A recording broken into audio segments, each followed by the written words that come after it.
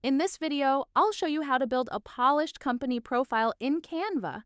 And yes, it really does take about 5 minutes.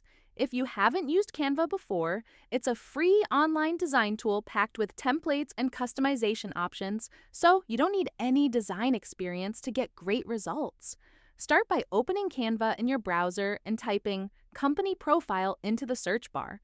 You'll get a solid range of professionally designed templates to choose from. Scroll through and pick one that matches your brand's vibe. Click on it to preview the layout, and when you're ready, hit Customize this template. That opens the editor, and this is where the real work begins. Click on any text box to edit it. Just highlight the placeholder text and replace it with your own.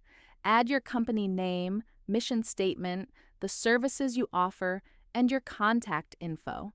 While you're at it, adjust the fonts, sizes, and colors to match your brand. Small tweaks like these go a long way toward making the profile feel authentically yours. Next, swap out the stock images.